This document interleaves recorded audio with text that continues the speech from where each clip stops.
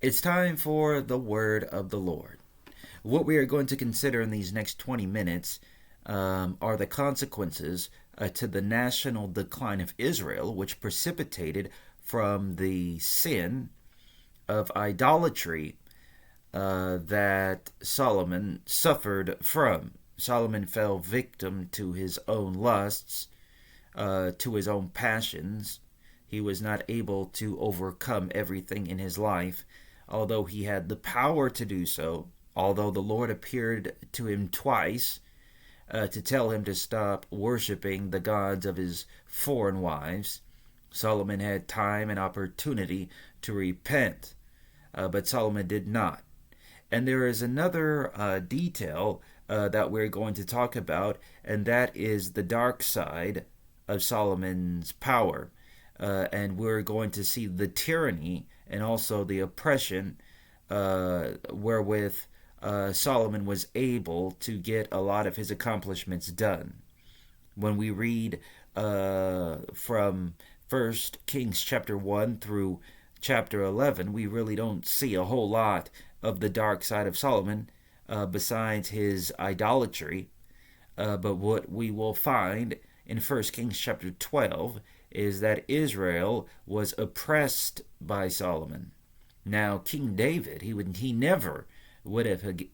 David never would have engaged in the oppression of his people, because David was a people's champ. He was not a tyrannical ruler. He was not a dictator in any way.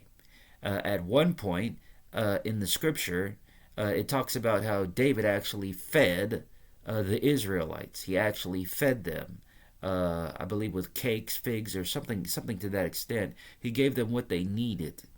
He fed them as their prince and as their shepherd, with not only an upright example, not only with a willingness to defend his people himself physically, but also with his financial and resourceful care for his people. And so David was indeed a man after God's own heart.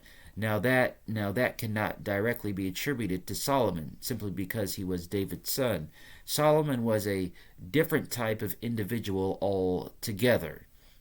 Now, of course, Solomon started off nobly, asking God for wisdom.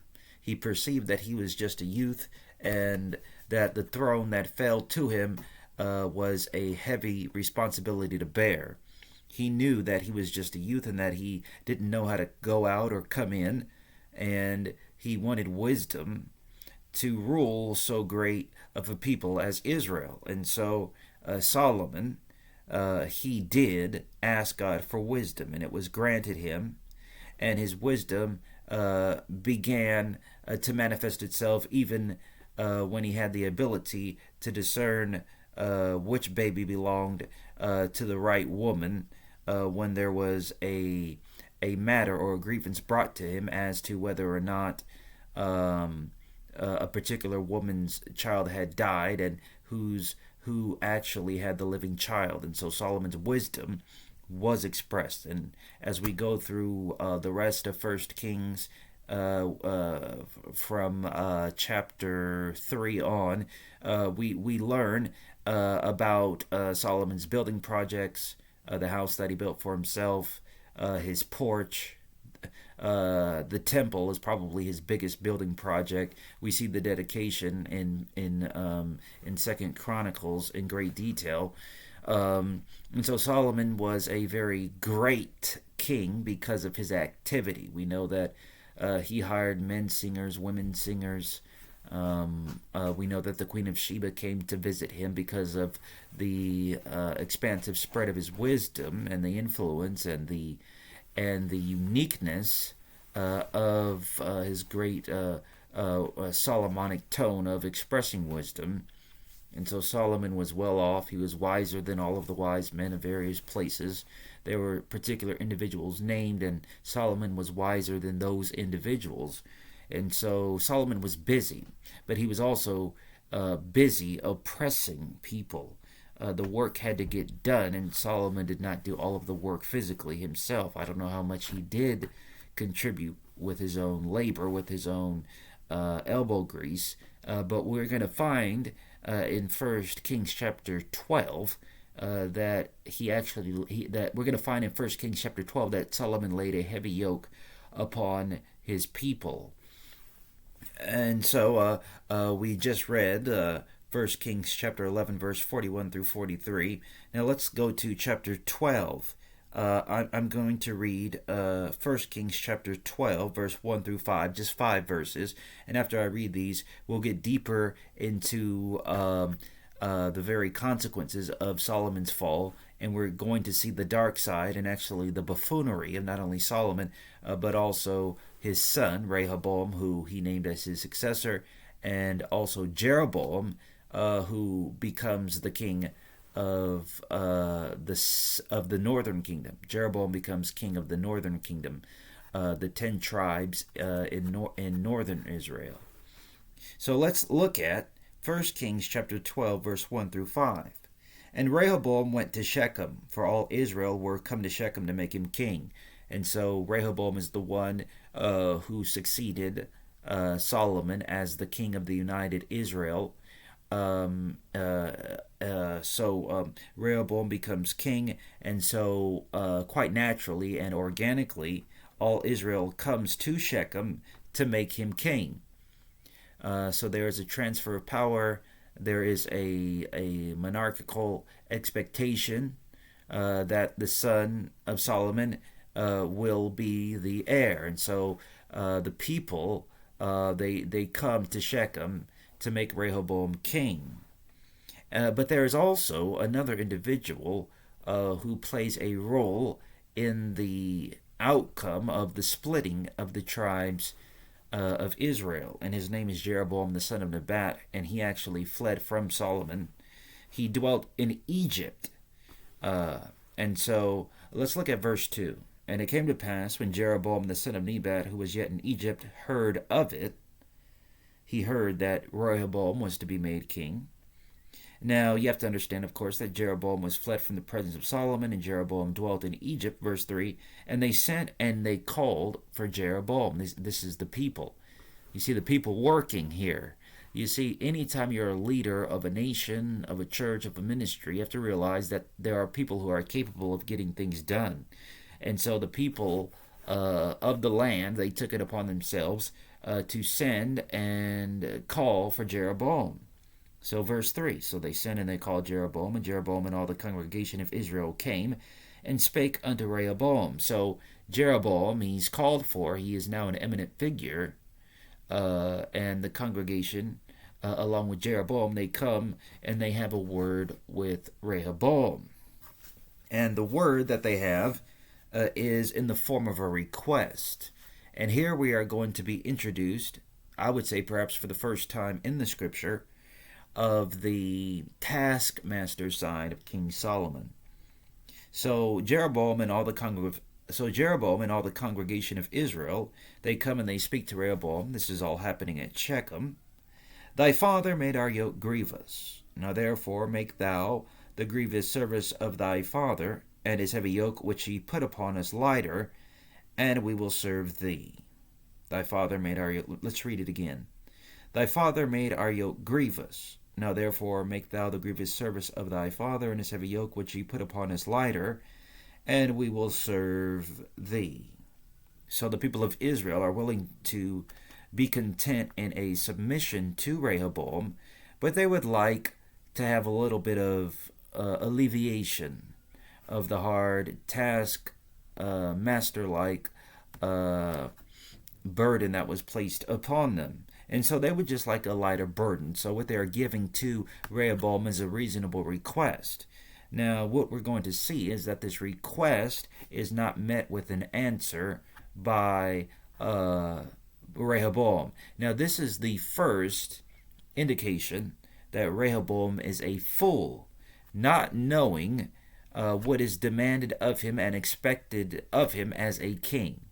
Now, if the people of the land, if they come to you with a simple and even a righteous request, asking for the heaviness of their load to be lightened, if you are any type of an intelligent ruler, you would say, of course, I'll make things better for you. Even the politicians here in America know this. You promise good things. Even if you don't deliver, you ask, or excuse me, you answer the people in a favorable way, where it looks like that you are going to meet the need and answer the request in a way that benefits the populace. Now, what we're seeing here is the inadequacy, the insufficiency of Rehoboam's qualifications to actually be a king. He has no real merit for being a king, has no real capability. You have to realize, in today's culture, what we do is we seek for power. We seek to rise to a particular office or status, be it political, religious, industrial, whether it's in the workplace. People want position, but they want position because they would like to have power. They would like to be noticed. It's not necessarily the fact that everybody who is occupying it's not the fact that everybody who's occupying a particular post is actually competent or that they really want to do that job. A lot of people who are in particular roles, they're simply doing what they can because of the power, because of the attention, because of the gravitas, because they want to be heavy and weighty. They want to be of consequence. And what we find here is that Rehoboam, now of course I believe he did want to be king. Now Solomon called for Rehoboam to be king, and so he was able to become king. But he did not know how to answer a very simple question. And so this is what Rehoboam says. Now let's look at verse 5. This is Rehoboam's response to the people. And he said unto them, Depart yet for 3 days, then come again to me. And the people departed. Now this is a bummer, especially if you're one of the wise men in Israel, because it's time for Rehoboam to step up to the plate and be king, and yet he tells people that he needs 72 hours to answer a very simple question. And so the narrative continues. And Rehoboam, because he does not really have a connection to God, and we're really not aware of his skill set, he takes it upon himself to ask counsel of others. And so he then, because he wants to have this answer in 3 days, he then takes it upon himself to speak to some of the older men, those with whom he believes wisdom abides. And so he asks the old men what he should do, how he should respond to the people who want the load that was placed upon them by his father to be lifted at least a little bit. And so the old men say, if you content the people, if you let them know. Let's look at this precisely. Yeah. Oh yeah, let's look at verse 7. 1 Kings 12:7. So the old men, they tell the old men, they tell Rehoboam that he needs to be a good servant. So if you'll be a good servant to your people, and you serve them and answer them and speak good words to them, they'll be your servants forever. So basically, the old men tell Rehoboam, this is your down payment. So you're the king now, so you have to live a life of service. So if you show yourself willing to serve the people, these people will in turn serve you forever. And so that is a lockup. You can basically seal a great part of the greatness of your reign up by simply giving the right answer. And then Rehoboam, who does not know how to receive this advice and act upon it, he then turns to a group of young men who actually appear to be degenerative. They appear to be degenerative. These are degenerates. Because he asks these young men what he should do after already getting the right answer. And they tell him to tell the people that one of his fingers will be thicker than his father's loins. One finger of Rehoboam thicker than Solomon's loins. And he then makes it worse. Rehoboam is then told by his young friends that if Solomon chastised them with whips, that they would now be chastised with scorpions. And so this is going from bad to worse. First, he can't answer the people. Then he asks for 3 days to make a response. Then he receives wisdom, then he rejects it. And then now he entertains fools. All right, now let's look at verse 12. So the 3rd day comes, and Jeroboam and all the people come now to hear what Rehoboam's response will be. And the king answers the people roughly according to the counsel of the youths, and he speaks the same absurdity that the young men told him to speak. And he told the people, that my father made your yoke heavy, I will add to your yoke. My father also chastised you with whips, but I will chastise you with scorpions. So the king did not hearken to the people, for the cause was from the Lord. Now you see the Lord working. Now this is a very silly and sad case, because the people they have a righteous claim here. They had been mistreated by Solomon, and so they're coming to his heir, his successor, to see if things can be made a little bit more reasonable for them, a little bit more upright of a situation. And Rehoboam, he fails, but God is the one who is behind this situation. And that is actually a lesson to us, because a lot of times we're in situations and we think that the Lord's not in it, but we don't understand that the Lord is actually right at the controls.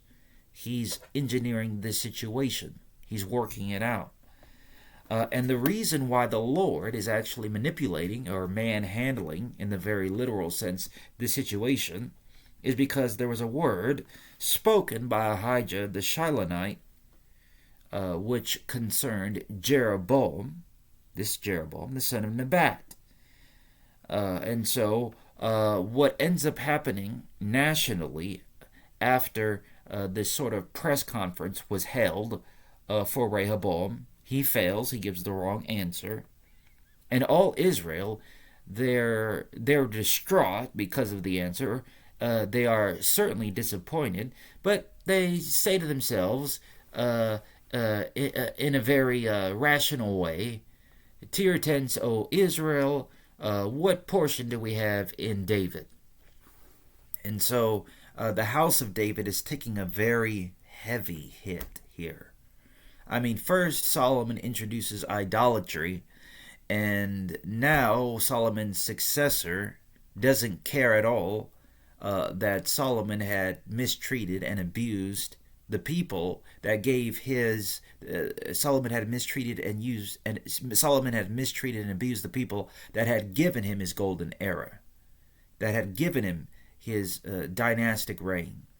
And so there is a mistreatment of people. And anytime you go through the Old Testament, a common thing that you'll find is that God hates the mistreatment of others. The abuse of others is foul to God. We're towards the end of this 20-minute session, so we'll get over to the details of Jeroboam's mistakes. But what we're lacking here in this story is a real political star. And so in America right now, if you were to ask me at the end of the year 2024, what we have is we really don't have a leader. We really don't have someone who can be generative and generate a better land, a better nation. We really don't have that. We have lies, We had a candidate who was sleeping around. We have people with no character. We have people who really have no concern about helping the nation. We really don't have a political star. We don't have a David. We don't have a righteous Solomon. What we have here is what the Israelites had. We have an incompetent Rehoboam, and then what we're going to see is that the northern tribe of Israel, the northern tribes, the 10 northern tribes, they really don't have a leader either.